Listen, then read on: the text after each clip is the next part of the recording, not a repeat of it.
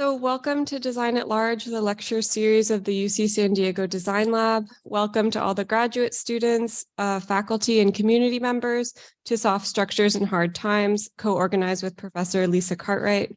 I am Maya Nichols, a member of the Design Lab community. We're here on Zoom and in person at the Design Lab on the UC campus, situated on Kumeyaay land. This public acknowledgement serves to honor and respect Indigenous peoples and their land on which our campus resides. UC San Diego was built upon the territory of the Kumeyaay Nation. From time immemorial, the Kumeyaay people have been a part of this land. Today, the Kumeyaay people continue to maintain their political sovereignty and cultural traditions as vital members of the San Diego community. I'm very excited to welcome two speakers to our series today, Professor Christopher Kuhl and Professor Franceli Cibrian. So far, we have been exploring the concept of soft through weaving, photography and design history, and plastics, inflatables, and the neo-avant-garde in public and civic space.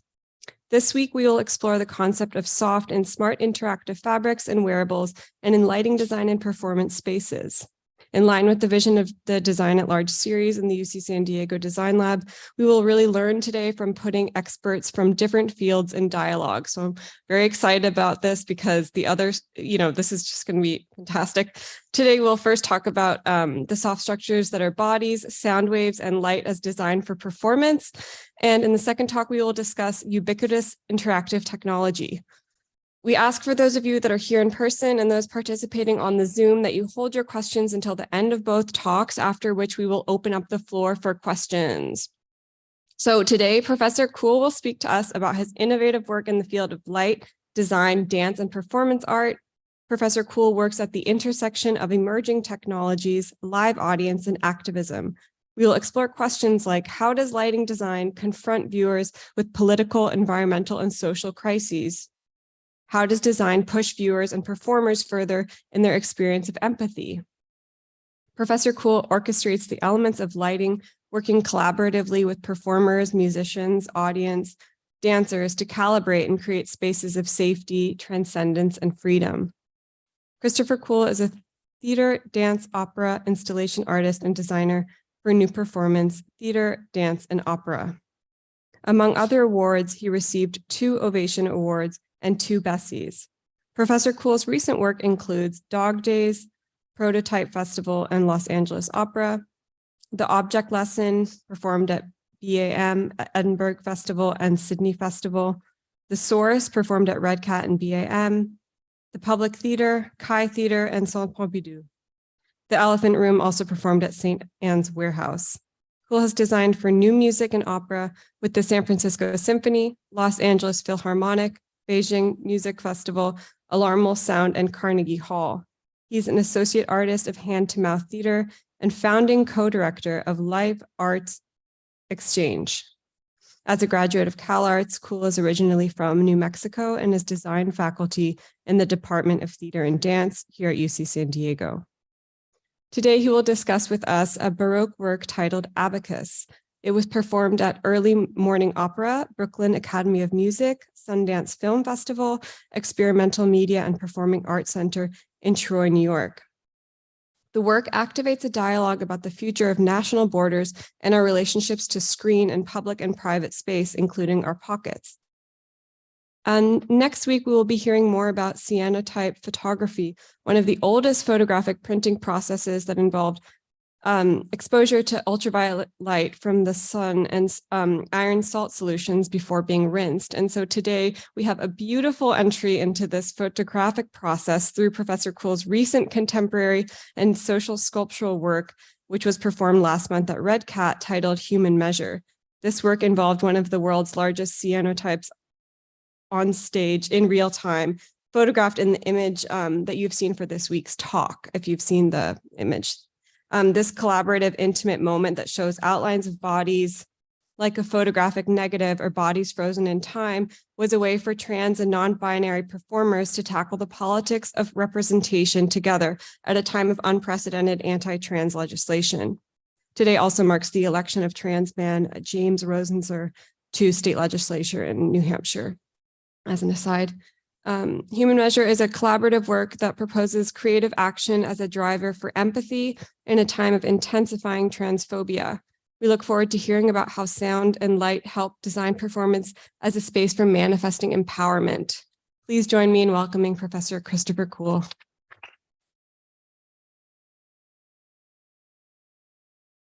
Thank you so much for the introduction. Okay, here we go.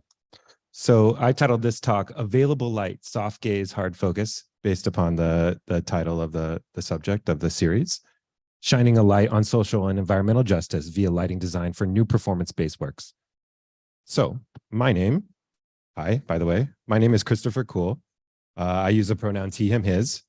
I'm a Latinx lighting artist, designer, creator, and educator, and I'm a professor here at UC San Diego in the Theater and Dance Department. I have been working as a professional freelance artist for over 20 years on hundreds of productions and projects in over 25 countries. My work finds me most often in a theater, making theater and dance or opera. Sometimes I'm in a gallery setting or a museum setting, and sometimes I'm in public or private space. I work on projects locally, nationally, and internationally, and my practice has involved collaboration with a very diverse group of people over the years. Just want to talk about collaboration a little bit. I'm a believer of collaboration and an iterative process-based work. This might mean working with the same people each time, but often it does not. Sometimes there's new collaborators all the time, and it involves very long relationships, though, with folks. It can mean ideas develop over many phases of working or even over many projects. I'm interested in work that raises social consciousness, environmental consciousness. And often my work involves a study in phenomenology, self-awareness, and perception. So I draw my inspiration from many sources as I make my work, including sculpture, photography, cinematography, architecture, urban planning. And I want to share a little bit something that inspires me today. So from my background, from where I grew up, an artwork in a place that some people now call New Mexico.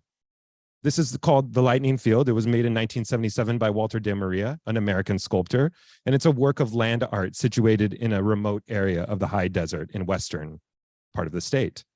So this place is not on Google Earth, right? What else is not on Google Earth? Like, what are the things that are not on Google Earth? Maybe military facilities and remote Western American art installations.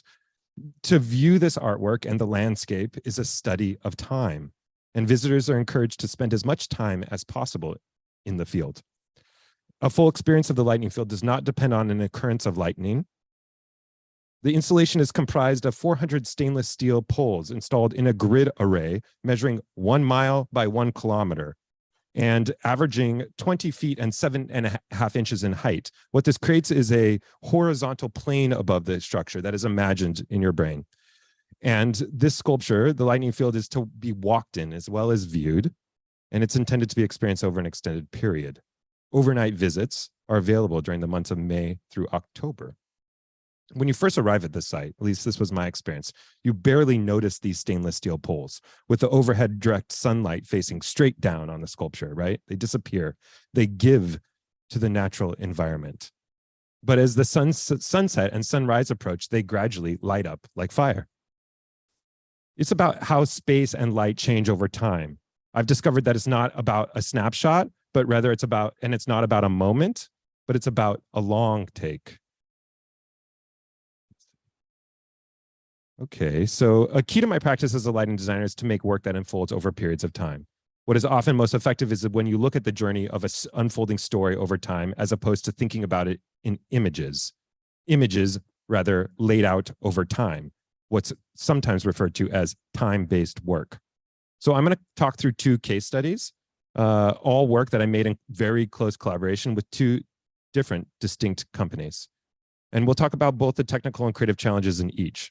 The first piece that I want to talk about here is called Abacus by the company Early Morning Opera. And the second piece I want to talk about is called Human Measure by the artist Castles.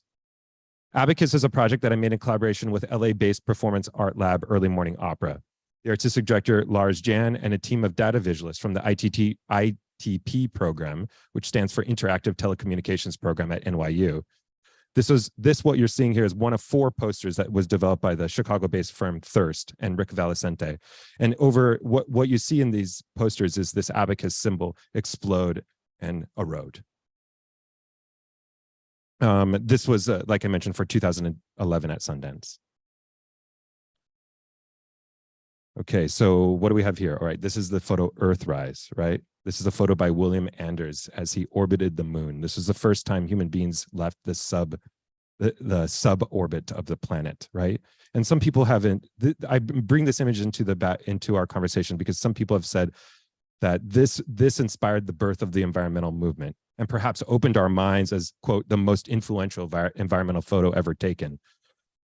This is a piece of artwork shot on a Hasselblad on medium format film that was inspiring to us.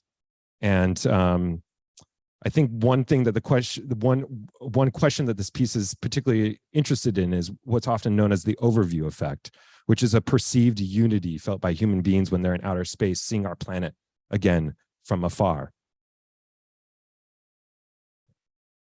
Another piece of inspiration, this is the Diamaxium map by cartographer Shoji Sado and R. Buckminster Fuller. Buckminster Fuller had this idea that perhaps the only way human beings could move forward or socially evolve was through the breakdown of all international borders, which he said slowed, if not stopped, the flow of new ideas. So Buckminster Fuller, in case you're not aware of who he was an American architect, systems theorist, designer, inventor, and futurist. Fuller coined many terms and popularized these, such as spaceship Earth, which we saw in the previous photo, or diamaxium, ephemeralization, or synergetic. This is a reprojection of the world in what he called a diamaxium map, emphasizing the connections between the continents rather than the spaces between them. You can fold it up and make an Earth-like shape if you want.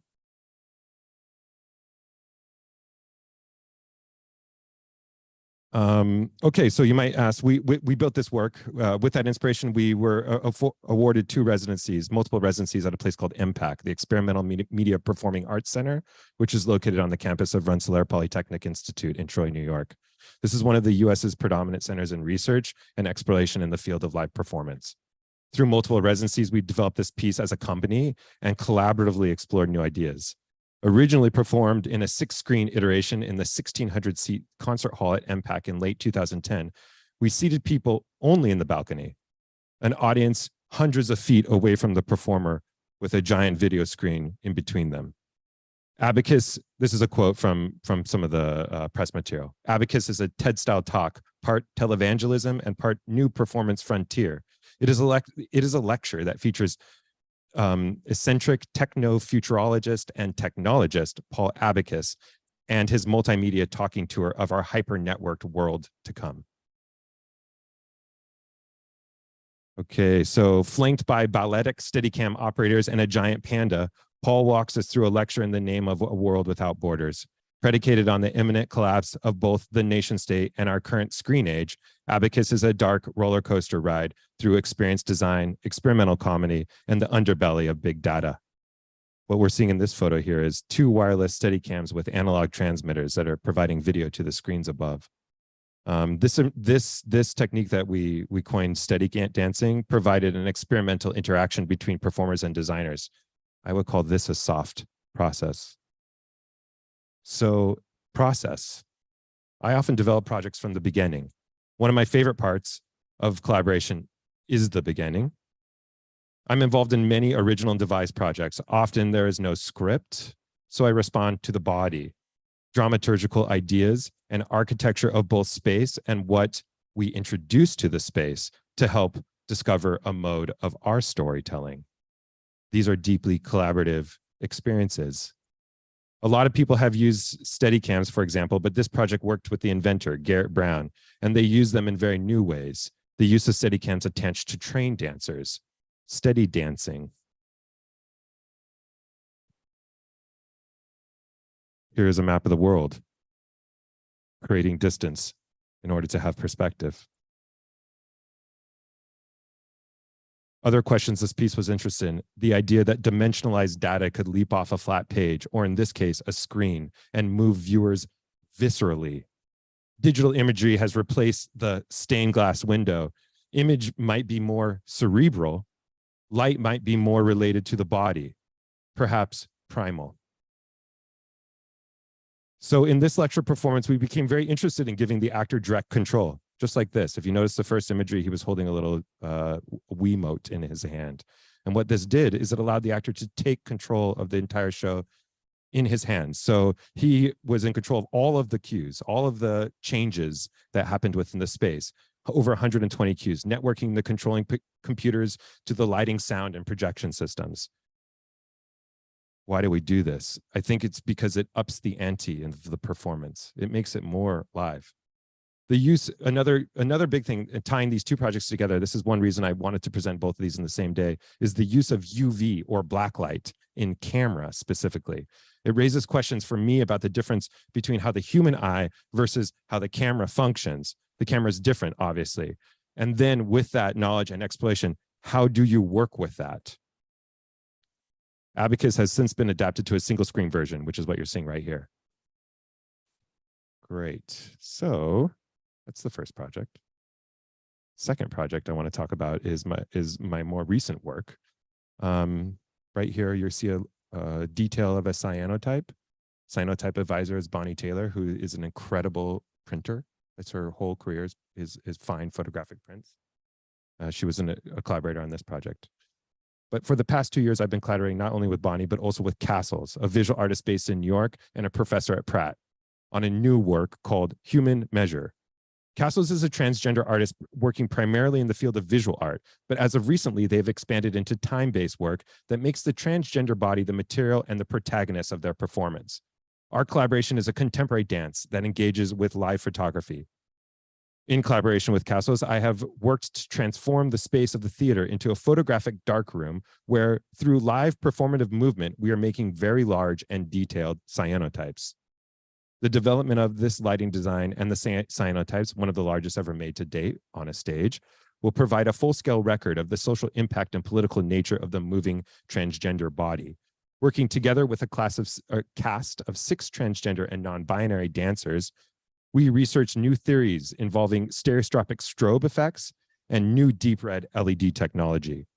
We contemplate and research the history of LGBTQI+ experience of violence, repression, struggle, and survival, investigate these historical contexts, and examine the representation of transgender bodies and the advent of photography. So before we go any deeper, do people know what a cyanotype is? No, yay. All right, what is a cyanotype? Okay.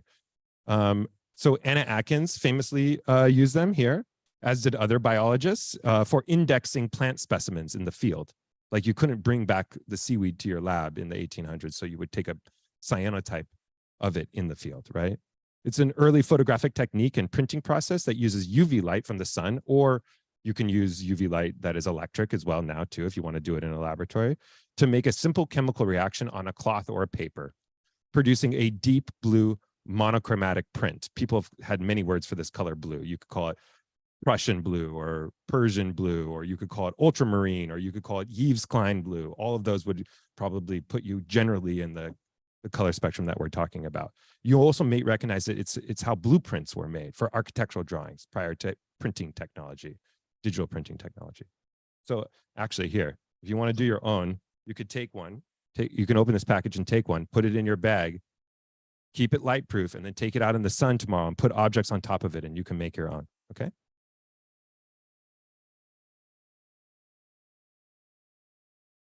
Okay, so Human Measure, Castle's contemporary dance work, was made in very close collaboration with a large group of people. Choreographer Jasmine Albuquerque, composer Cadet Kuhn, who, believe it or not, when I was at school, in design school, we had a class just like this, and we were together in that class. And then 25 years later, we still somehow randomly make a piece of work together. That will happen to you. This grant provided the opportunity, or I'm sorry, what also I want to mention is, in addition to Cadet, myself, and a team of trans and non-binary performers, I applied and received a summer research grant from the Dean's Office of the Arts and Humanities here at UCSD. And this provided an opportunity to create the lighting design with Castles, as well as bring on a graduate student researcher onto the project. Great. So as I move forward, I just want to mention this is in process photo and video. So this is not the final show. I also want to mention that this performance contains nudity, dim lighting, loud sounds, as well as strong flashing lights from photographic strobe instruments that may not be appropriate for people with photosensitive epilepsy or other light sensitivities. Okay, I want to include a quote from Cassels. This is inspiring, I think. Cassels wrote this in an interview with the Toronto Star just a few weeks ago. Cassels said, "I've been thinking about how I, as an artist, can help uplift other artists whose subjectivities may be different from mine, such as that we can create complex, varied arguments to educate, but also to create change and imagine different ways of being in this more oppressive world." I'm going to play a little clip of this video as I continue to talk, okay? Let's see. Here we go. Okay. My research actively engages with many artists who have historically been marginalized and underrepresented, and I actively participate in the development and discovery of new ideas and methodologies to recenter BIPOC and queer voices in theater and dance making. My process is about working with others to create a safe space, and in this case, a safe light. Sorry, I lost my page. To create a safe space. For example, the outcome of my collaboration with Cassels and the diverse multi-hyphenate group of transgender artists involved created a profound communal experience with many gender non-conforming people traveling from, I'm not kidding, from around the world to see the work. I am proud and privileged to be a collaborator in art that truly creates space for change, healing, radical joy, dancing, as well as understanding. How do we do this? How do we do this? I make a deep, rich, saturated, safe space, and I make a lighting design towards a heightened state of emotional impact. All right, I'm going to go off script a little bit. I'm going to tell you what we're really doing here. So on the ground is the cyanotype. It's the dance floor of which the dancers are dancing on top of. At the back edge of the space, we built a 20 by 20 foot wall of photographic strobe light. And we call this a soft box. We made a very large soft box. And as I flash photographic strobe light, what I do is I hijack your retina and I burn, this is a photographic technique, I burn an image of the dancing body in front of the strobe wall into your retina that lasts maybe for 30 or 40 seconds. It becomes another composition on top of what you're seeing live, which is a very dim red safe light that doesn't expose the image prior to development. So that's kind of the basic. The dance happens, which is we call it part one on top of the cyanotype. And then at the end of the dance, the dancers peel up the cyanotype. They literally untape it from the floor and they push it downstage where we have a large trough of water. And this is where the development phase of the cyanotype occurs. So the dancers place the cyanotype within the trough of the water, and for 20 minutes, they wash it. They agitate it. So as you take your cyanotypes home and you put them in the sun, that's the process. You expose it to the sunlight for about 20 minutes, and then you take it into a sink and you agitate it for about 15 minutes. And then you pull it out and it's complete. And when you pull it out, you see this rich blue image with the bodies on top of it. So that's essentially what we're doing. So what's really fascinating about this is that it does many things to the theater that the theater is not used to. One, first it starts as a theater piece, a dance performance, and then it moves to a gallery installation immediately. And I'll show you how it does that. The second thing it does is it creates like I mentioned, a dark room space where we have to be very conscious about how much UV light, any type of light, is emitting within this space. So we might have like fluorescent lights, for example, emit a small amount of UV. So we put UV filters over them, or we ask those to be turned off while we're working. Okay. So light and the body. I'm drawn to dance makers who are concerned with social justice and marginalized bodies. Dance and movement-based works allows one to find freedom of abstraction. The work I make is a study of collective presence. Again, it's about watching something change slowly over time. This enriched collaboration values hybridity over homogenization and the gloriously confused over the oversimplification. I work in theater and dance and performance because I believe it is a lens through which it is a lens in which we both view and create change in the world.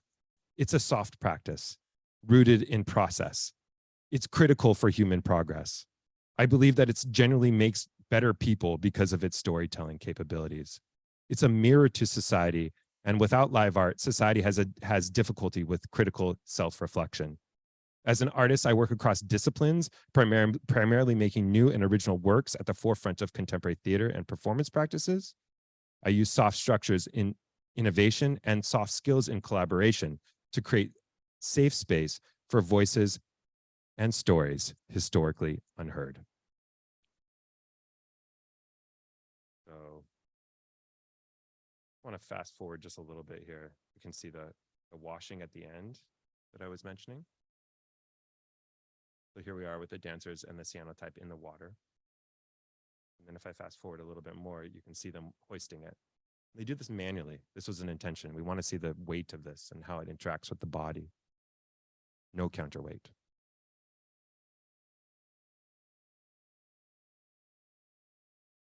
And then the last thing I want to mention is that this is, it gets raised finally, and they do this beautiful image where they're backing up into a single source of light on the floor upstage. And from there it blacks out, and that's the end of the show. And then what happens is very interesting. People don't get up and leave like they normally do during a show. They stay seated and they look at it, and then they take a lot of pictures of it. They put it on their Instagram, but they also look at it, right? And this, I think, is very different than the way people normally view work in a theater. So that's the video, and that's basically the end of my talk. But I want to just bump through a couple photos which are black and white. What's interesting about this video documentation is actually it's really blown out for the camera. It's meant for the camera. So like when we were rehearsing that, I would turn up the lights like way higher intensity than they normally would be. But the actual light in the show is so difficult to photograph that what we did is we used a camera that was that just had a sensor for black and white rather than for color. So I'll show you some of those images. They're really beautiful, I think, though.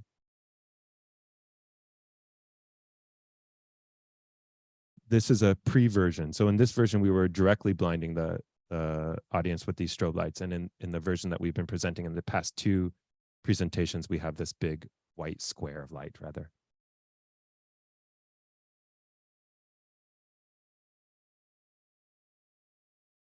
Here you can see the water trough, kind of like a black mirror in the foreground.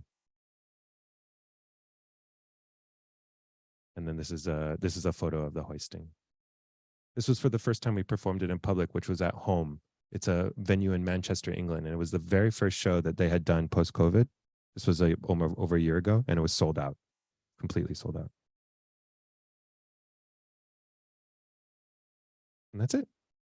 That's my presentation. Thank you.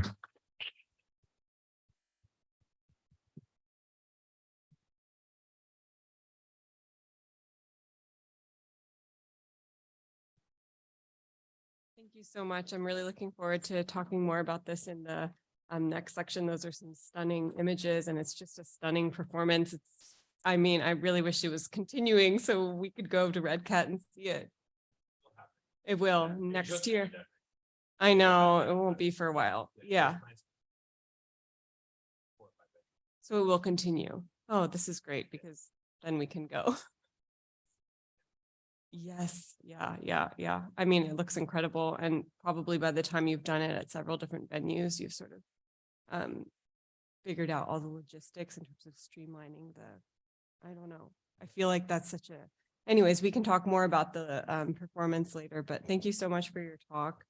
I'm going to sort of shift gears a little bit and introduce our next speaker, but as I mentioned earlier, Professor Franceli Cibrian collaborated with, I don't know if I mentioned this earlier.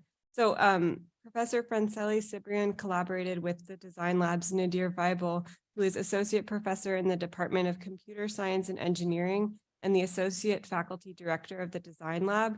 His work is on human-centered extended intelligence at the intersection of computer science, design, and the health sciences. So together they had developed research with Professor Monica Tentori on the collective use of fabric-based interactive surface to support early development in toddler classrooms.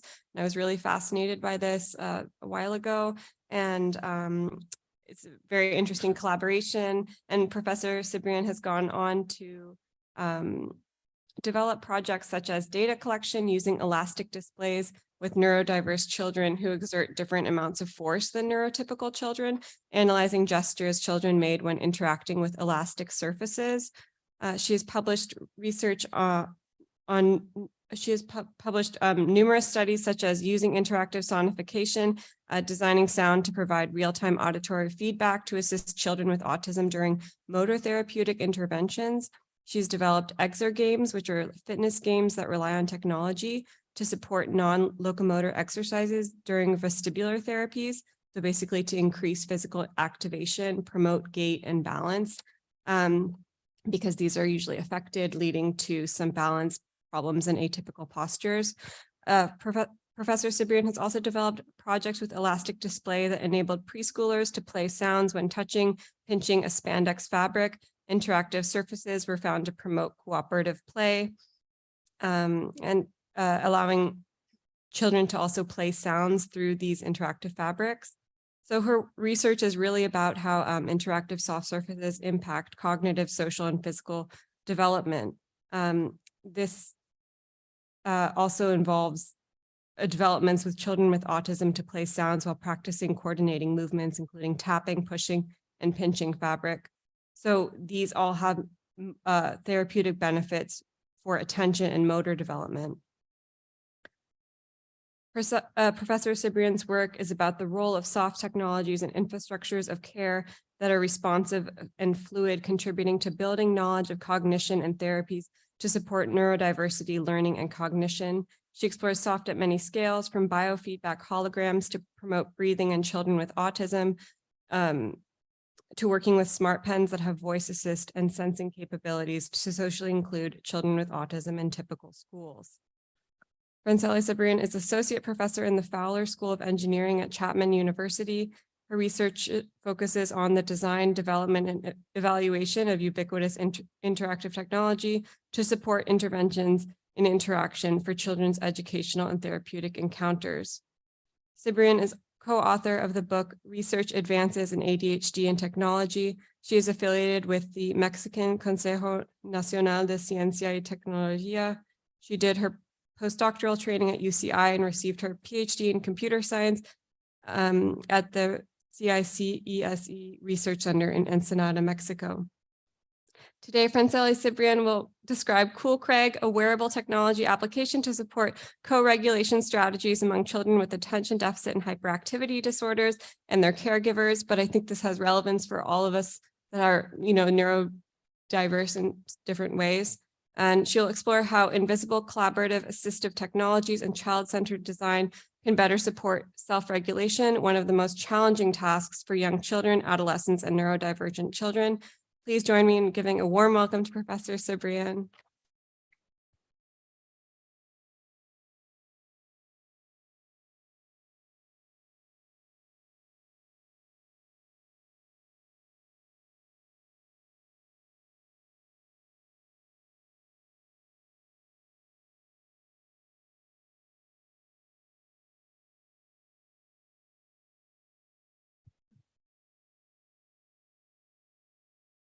Well, thank you so much for the introduction.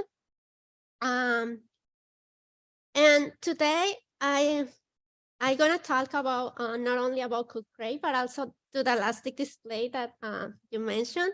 So for me, these are two soft technologies that I developed to support the self-regulation of neurodiverse children. First, I'm going to present a little bit of the motivation of this research, and then I'm gonna talk about like the elastic fabric and the smartwatch. And I'm gonna focus only on the main results to show them the potential of this type of technologies in supporting self-regulation. But first of all, what is self-regulation? So let's think about a thermostat. Thermostat help us to maintain the temperature of our home. When it's freezing outside, we put it to heat. And when it's summer, we put it to cold. So a regulated house takes the proper amount of heating or cooling to have a comfortable home. So similarly, instead of weather, we need to learn how to control our behaviors, emotions, thoughts, to pursue long-term goals. To do that, we need to self-monitoring, goal setting, we need to reflective thinking, taking decisions, evaluate our decisions, and manage all the emotions and behavior. If we do that, this is self-regulation and it's fundamental to adaptive developmental tasks at all stages of life. But this is a very difficult task.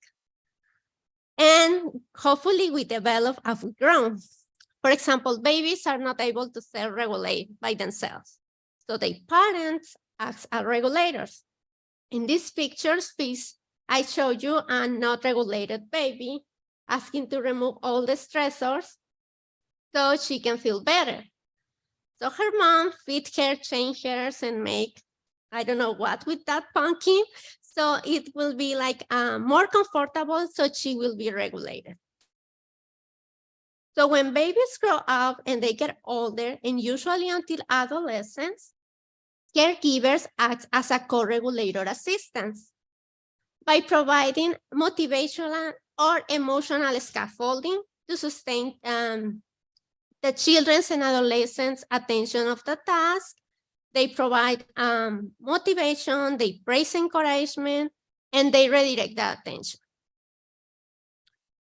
So when caregivers provide these strategies successfully, hopefully by adulthood, we will be able to self-regulate.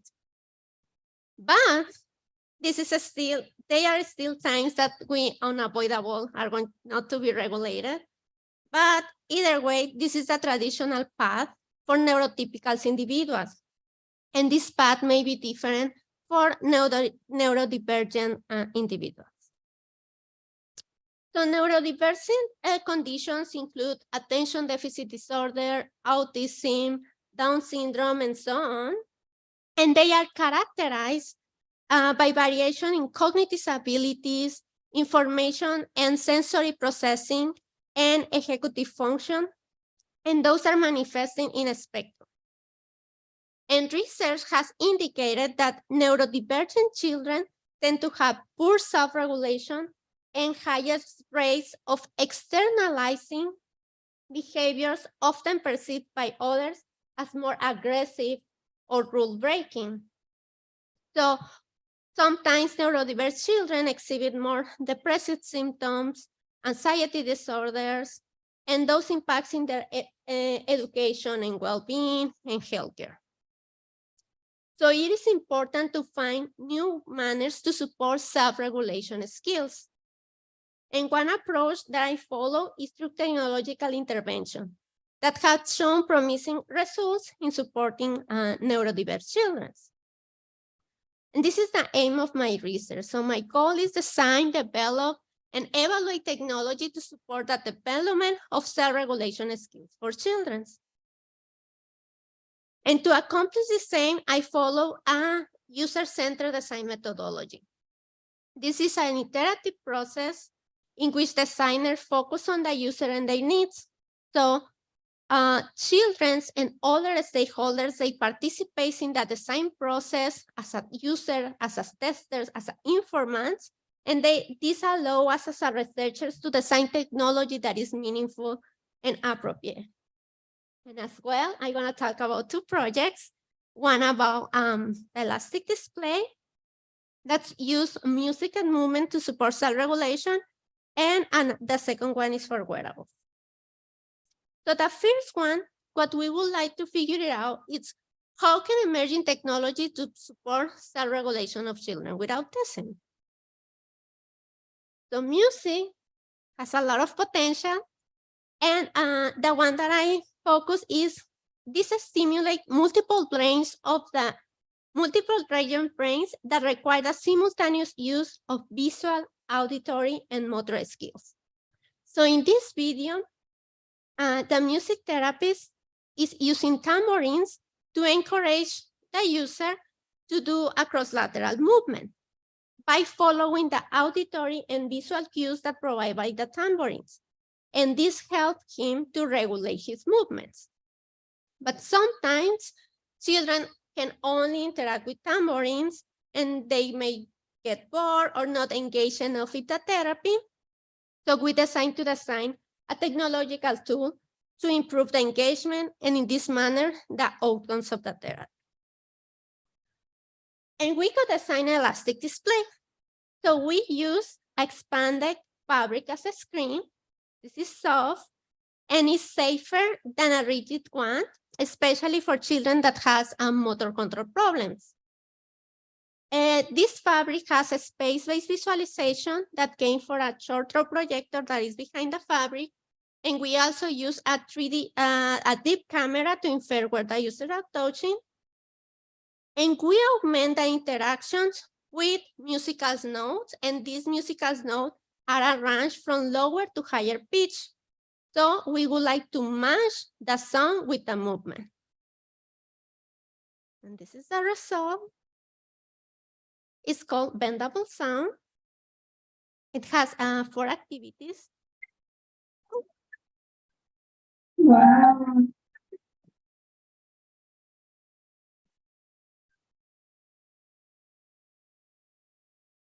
Too loud. So the first activity, it was about, I don't know. So uncover the musical notes and uncover the stimuli. And then I'm gonna put another activity.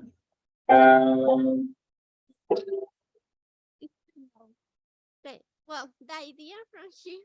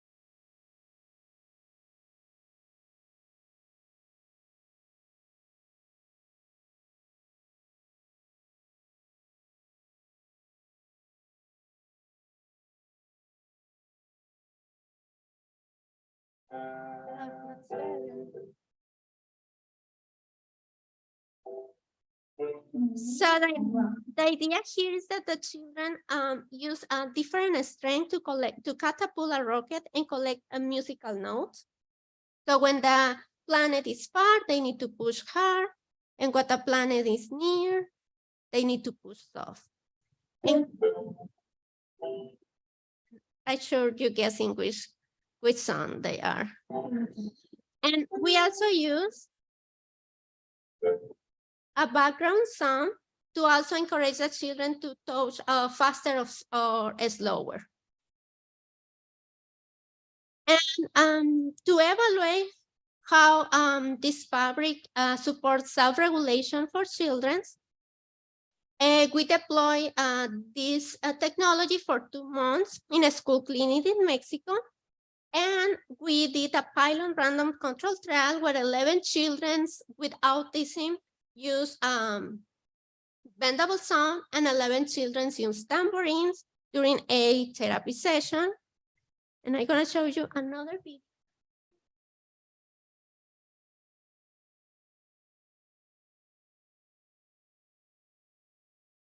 Now there's no phone.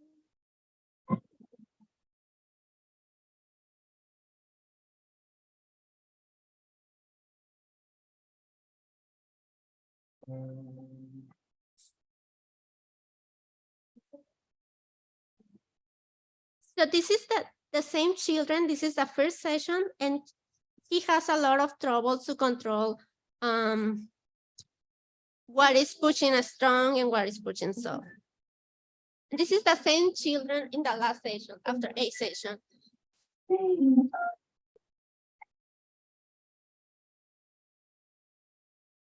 So this is when we ask them to push strong, and this is when we ask them to push soft.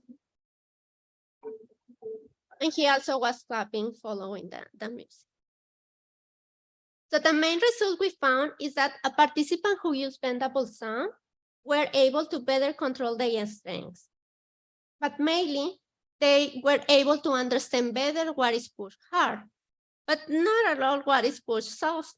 So there is more things to do. Overall, this project shows us that soft displays are easy to use by children, and they were able to explore different interaction as we shown in this picture. They use one hand, two hand, the head, the back, so they explore the motor movements. So this has the potential to improve the coordination and the strength control.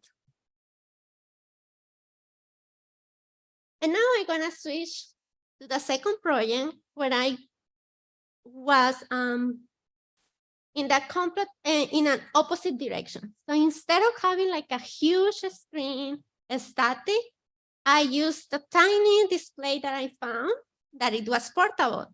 So we explored how a smartwatch can support the cold regulation of children with attention deficit disorder. So that was my research question. How can we use wearables to support cold regulation? So again, I follow a user-centered methodology, and we found that by our community partner, that is a school attending children with attention deficit disorder, that they follow two strategies. The first one is the zone of regulation framework. The zone of regulation framework basically discretizes the behaviors and emotion in 4 zones that mimics the traffic light. So green, I'm regulated, I'm good to go. Yellow, there is a warning, I'm not so regulated, so I need to figure it out how to go back to be regulated. And a stop is like, sorry, red means a stop. That is, I'm not regulated at all. And to motivate the children to be more regulated, they follow a token economy. And in this economy, basically, they have one reward. To have this reward, they need to accomplish different tasks or different goals. And each time they accomplish one goal, they earn a token. And when they have enough tokens, they earn the reward. And both strategies, they were successfully at the school. So at the home, it was not the same. So we decided, how can we use a smartwatch to support these two strategies at home? So we went with the children, and they did paper prototypes, and we discussed how can we translate these strategies. And we found that there are some tensions. One that we found is like, okay, we are going to follow a goals reward dynamic. Who should set up the goals? Some children say, my parents, and others say like, no, I would like to start setting out my own goals.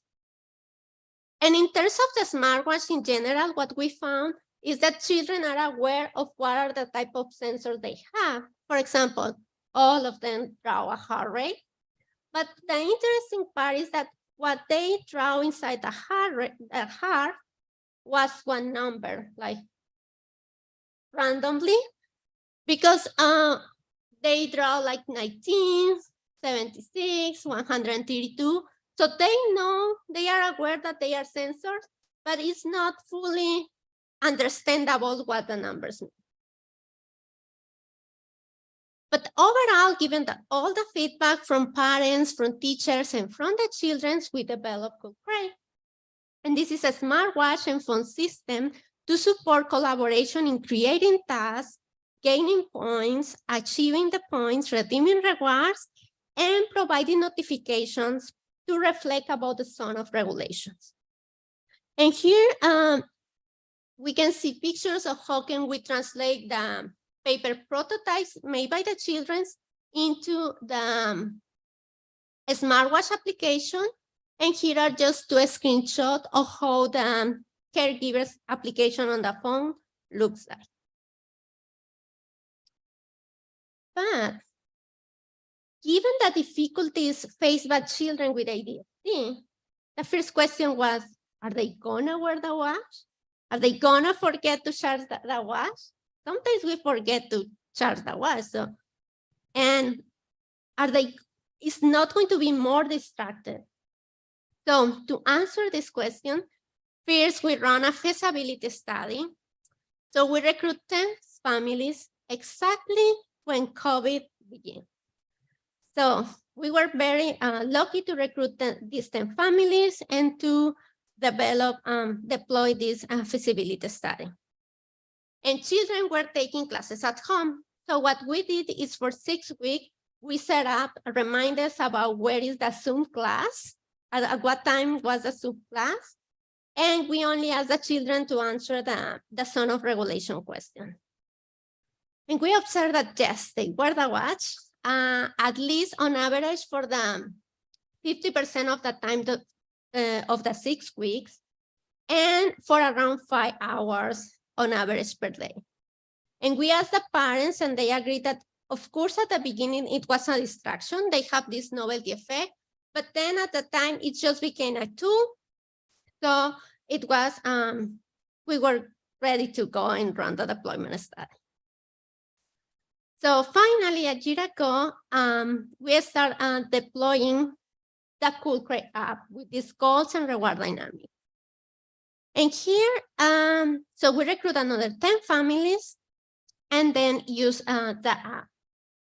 And here, I show you what some examples of the goals that the parents set up. And this is how it looks like on the watch for the child. But also, the children were able to set up their own goals. So, because it's very difficult to type in the smartwatch, they tend to use more emojis just to have a reminder of, oh, this is the goal that I have to do. So we conduct semi-structured interview online because COVID, but we found that Kuhl has a potential to support co-regulation. So parents and children agree that it was good to have like these tags on the phone and on the watch as a reminders. And we observed there were a lot of negotiation among the families about what are the type of goals and what are the type of rewards that works better for each of them. And also we found that it improves the organizational skills for children. So one parent said that I thought my children doesn't like to be on time, but then with the watch, he has that tool to be on time. So it's not that he doesn't want it, it's like he doesn't know how to do it. So this project, we show that children with ADHD can and must be part of the design process. And they can wear a smartwatch and it's not an extra distractor. So the application that is right there in their own hand can provide strategies to be more regulated. So as future work on one hand for the elastic displays, I would like to explore how to make it more accessible and portable to provide support in a broader context. And on the Kuhl grade, I would like to add more input for multiple points of care from teachers, for clinicians, and as a team work in a collaborative manner, we can find what strategies works better for each child to be more regulated. And something that I'm really interested is what can we learn from the gestures and from the interactions from the users. So following a human-centered AI approach, I would like to collect data from soft displays, from wearables. So to figure it out if we can uncover gestural behavior as patterns to provide timing assessment and personalized digital health intervention. And before I finish my talk, I would like to thank my mentors, colleagues, peers, the participants and institutions that make these two projects possible. And this is my takeaways for this talk. The first one is children can and must be part of the design process, user as a tester. And so we as a researcher can make useful and meaningful technology for them. And emerging technologies, soft technologies can offer new way of interaction. Children feel sometimes even more comfortable to interact with this technology, so we can learn a lot about the interactions. And soft technology, when it's well designed, can support self-regulation, especially during hard times. And if you would like to know more about these projects of others, please don't hesitate to contact me. And thank you so much.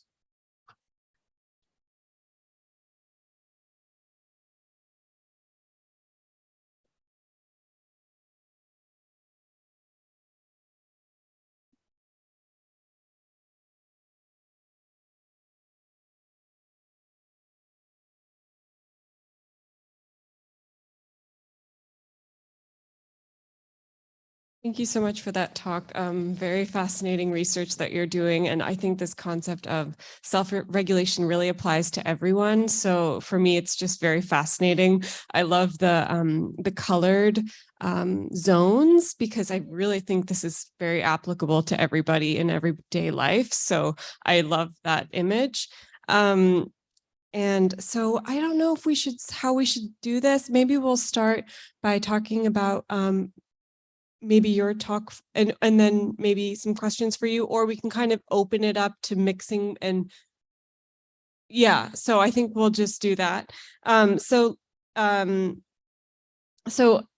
return to the first talk that we saw, I wanted to comment on, so I guess because I do have a bit of an art historical background, this idea of Yves Klein blue and the cyanotype and these anthropometry, it's a French one, right? So the idea of the body and these women that would paint their bodies in blue paint and kind of go over the canvas. And so this is really a radical intervention that you've done, not only into the history, into like the history of art, but also as a live performance, just in terms of this massive scale.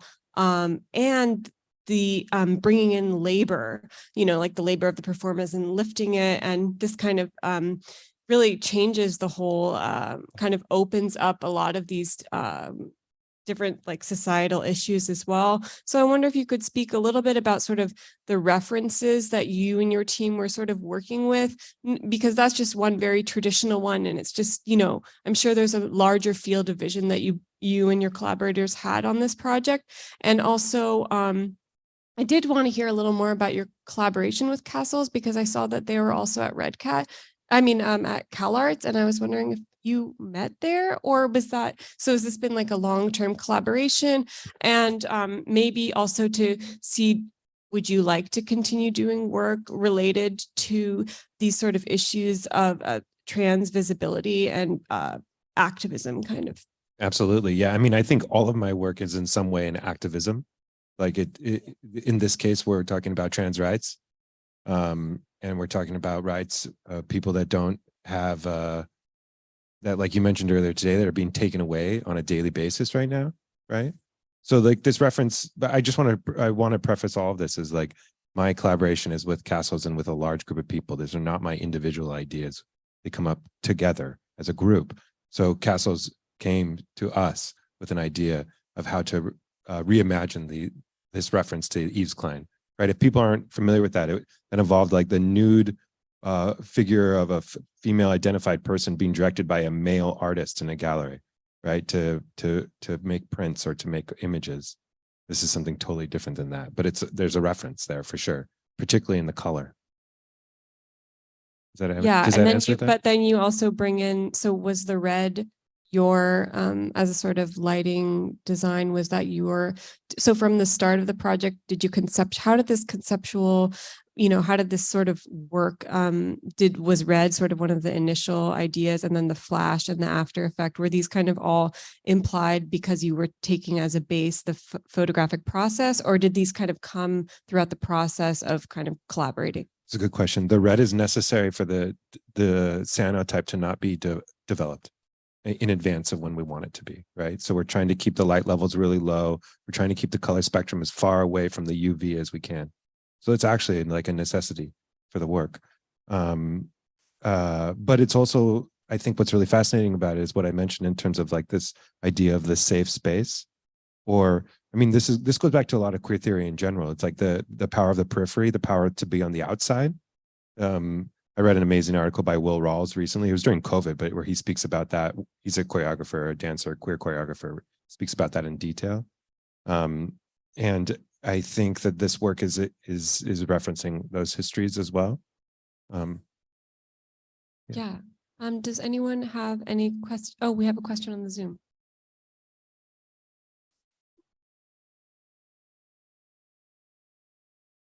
Thank you.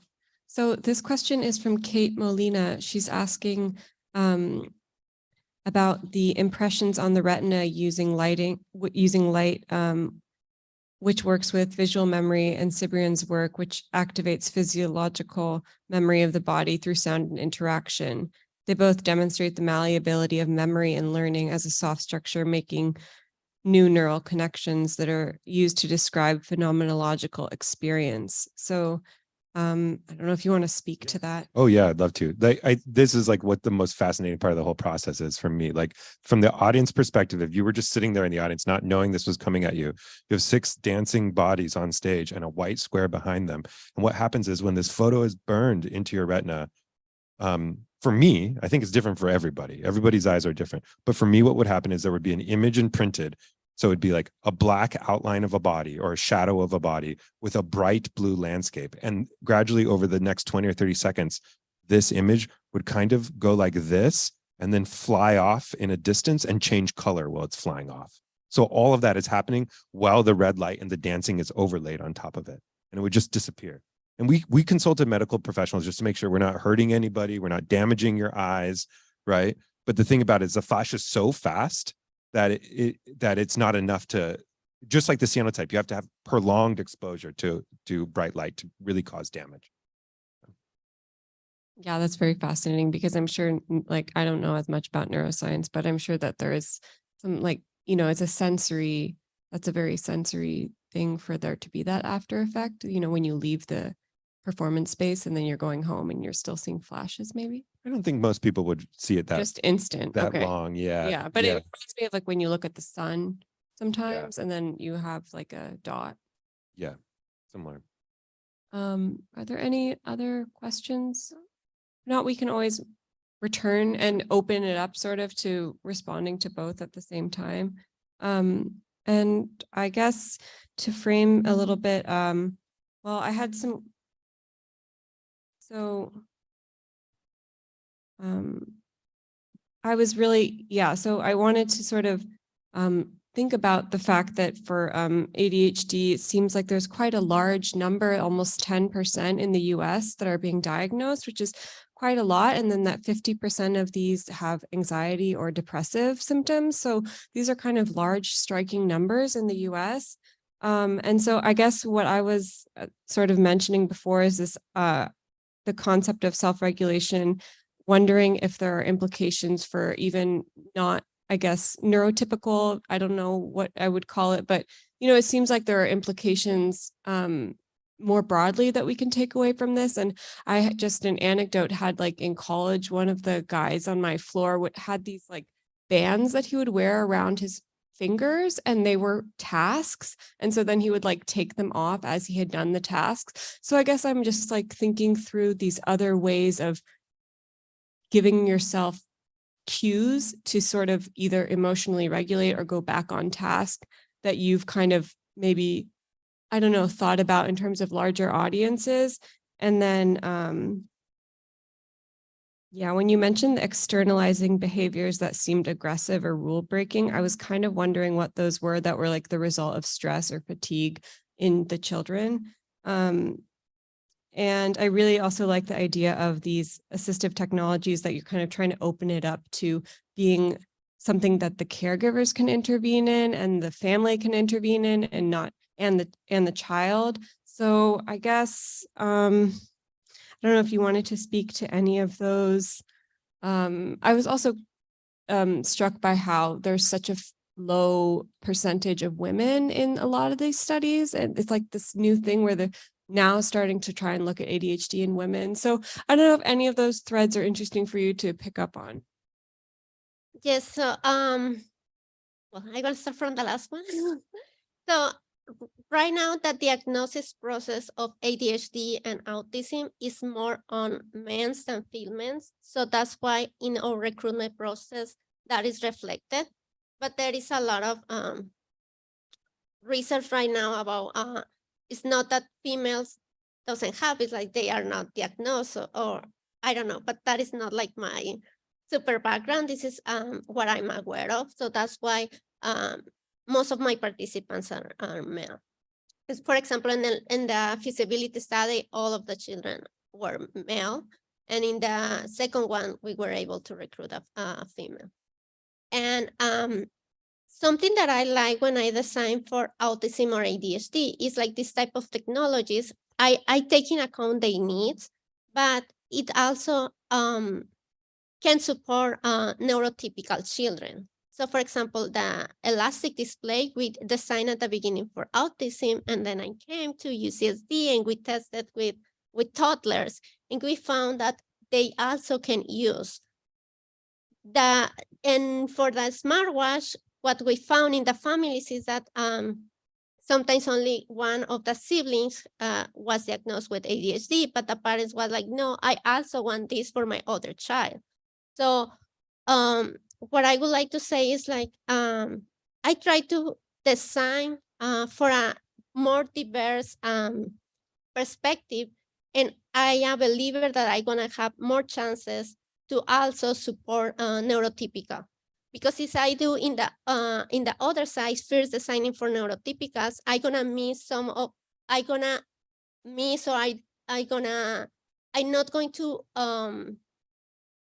cover the needs for neurodiverse. So that's why I am a believer that if I cover more needs for more diverse people, I'm gonna be able to cover a broader range of individuals. And what else I'm missing? I guess I was just wondering what are externalizing behaviors? Does that ring a bell? Yeah, so sometimes when they have autism or ADHD, they experience sense. So my background is in computer science. It's not like in psychology. So this is what I learned from my informants, right? So they experience the sense difference. So sometimes they behave, and for neurotypicals, it's like, oh, this is not a neurotypical behavior, but it's a behavior that is good for them. So it seems like it's not appropriate, but it's because how they express themselves. Thanks. Yeah, and it's really fascinating also trying to think about technology as a partner more than a caregiver. So sort of like helping them so that the caregiver has less work through the app, through the watch. Was there a question on the... So I have a question that follows up on the last point that Maya was making about the technology as a participant in the process about both of your presentations. And in a way, this is to set up the ways in which the visual and performative arts are in dialogue with the human-computer interaction lab in the design lab and with the philosophy of HCI that Franceli, you're coming out of. So I think one of the things that's pretty unique about methodologies at UCSD that cross the arts and the social sciences, especially in cognitive science and computer science, is this way in which there is this understanding that images aren't just to be used to stimulate, kids with ASD. It's about producing the images and creating a stimulus through a sensory engagement. And I think that this is something where HCI has really influenced the visual arts. So I think it's not a coincidence, Chris, that you're doing this kind of work here at San Diego. But I was just wondering if you saw any resonance yourselves and if you would be in dialogue, because really these are two very different talks, right? And yet you're both doing work around bringing up interaction rather than spectacle. You know, I'm sure that a lot of people in the room who came here to see, you know, I want to learn about stage design. They're thinking, how do I create a spectacle? And Chris, you didn't talk about creating a spectacle. You talked about creating an encounter with a photographic process that we tend to think of as incidental to making an image to look at. But you're saying that making that image is human interaction. And I think that that's something very fundamental to the HCI philosophy that Franceli is trained in. So I was just wondering, I guess the short question is, did you see any dialogue happening between your approaches?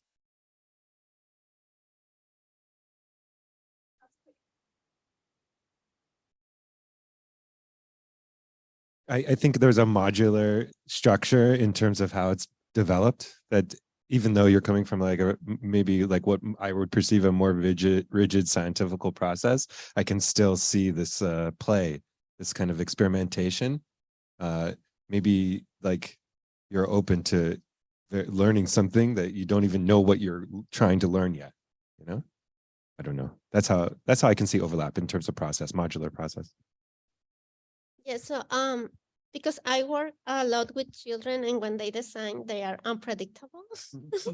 So there is a lot of improvisation from there, but the most interesting is there is a lot of learning.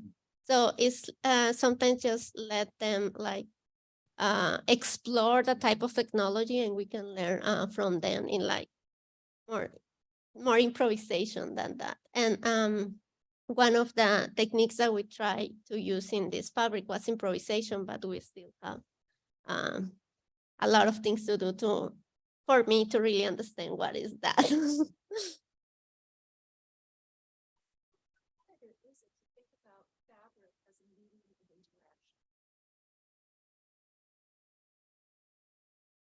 I think it's very common in my field of study. Like we have a tradition in theater of using many different fabrics, hanging them, moving them, draping them.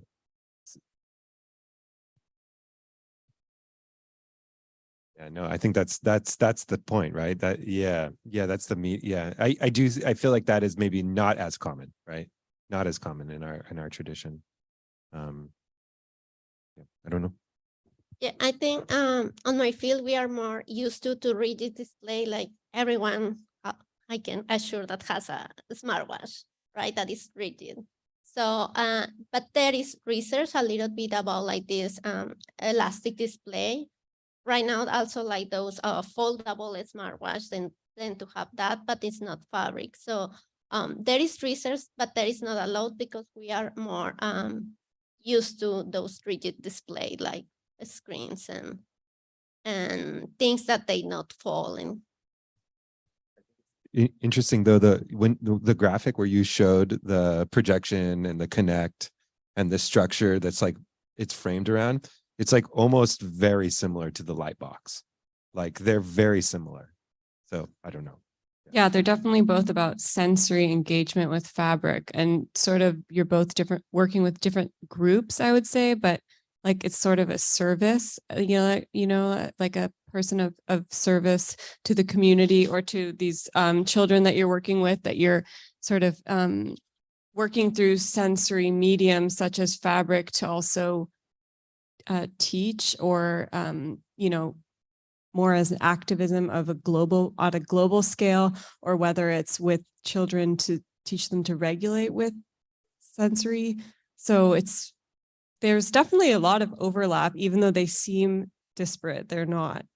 They're very connected, I think. I think this is also about the structure. There's something interesting about that. Like I always try to design light to have as much light emanating from within, like from the body or from an object, rather than a light applied to, right? So I think this is similar. It's like the light is pushing out towards you.